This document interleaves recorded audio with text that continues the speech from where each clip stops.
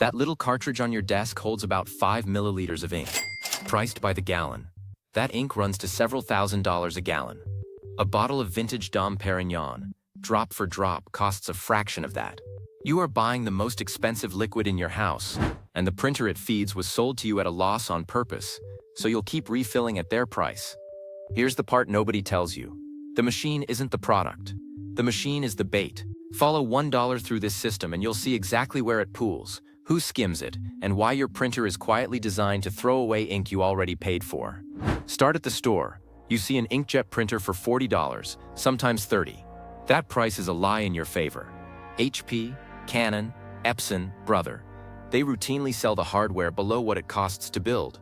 Scanner bed, print head, motors, circuit board. That's not a $40 object. So why hand it over at a loss? Because they're not selling you a printer. They're selling you a subscription you don't know you signed. The contract is written in ink. Insiders call this razor and blades. After Gillette, give away the handle, charge forever for the blades. King Gillette supposedly invented it over a century ago, and printer companies turned it into an art form. The hardware is the hook. The recurring revenue is the whole business. And the numbers are extreme. HP's printing division has in good years pulled operating margins well above typical hardware margins, and the lion's share of that profit comes not from printers but from supplies. Ink and toner. The boxes you buy again and again. One executive flatly called instant ink subscriptions one of HP's most valuable customer relationships. They mean it. So what's actually inside that cartridge to justify several $1,000s a gallon? Let's open it. There's a sponge or a foam reservoir. There's the ink itself, pigment or dye, water, some chemistry to stop it clogging. The raw materials cost pennies. Genuinely pennies. The ink is not what you're paying for. You're paying for two other things. First, on many cartridges, the print head, the array of microscopic nozzles that fire droplets smaller than a human hair thousands of times a second. Real engineering. And it gets thrown out every time the cartridge empties. Second, you're paying for a tiny piece of silicone, a microchip. Hold that thought, because that chip is the whole trick. First, the part you can feel. Ever had your printer refuse to print a plain black document because the magenta ran dry? You only wanted black text. The yellow and cyan are irrelevant. The printer still locks up and demands you replace color you weren't even using. That's not a malfunction. The printer cross-checks all cartridges before it prints anything. Companies justify it by claiming color ink protects the print head from drying. Maybe.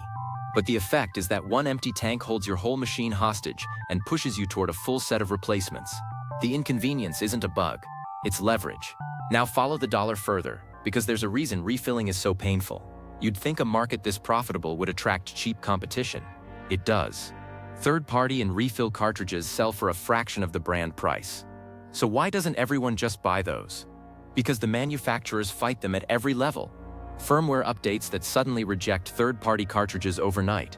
Printers that throw non-genuine warnings designed to scare you, and endless patent lawsuits over the cartridge design itself. The ink is cheap. The fortress around the ink is what costs money to build, and they spend heavily to keep it standing. Here's where it stops making sense, and here's the payoff you've been waiting for. That microchip inside the cartridge isn't measuring ink. It's counting pages. It runs an estimate how many sheets you've printed, how much it assumes you've used, and when that counter hits a preset number, the chip declares the cartridge empty and locks itself out. Notice what that means. The chip never looks at the ink, so if you print lots of light, sparse pages, the cartridge can lock you out while there's still real paid-for ink sloshing inside. Independent testers have weighed empty cartridges and found anywhere from a fifth to nearly half of the ink still in the tank. You bought that ink, you're throwing it in the bin because a counter said so. That is the entire system in one component. The printer was the bait, sold at a loss to get into your house. The ink is the trap, and the chip is the spring. It doesn't wait for the ink to run out. It forces the repurchase early, on a schedule that serves them, not you. You're not buying ink by the drop. You're buying permission to print, metered by a chip that ends the meter before the tank is empty. And the genius of it is the framing. $40 feels cheap.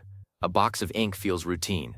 Spread the cost across hundreds of small refills and nobody ever sits down to add up what they've paid, which over a printer's life can run many times the hardware price.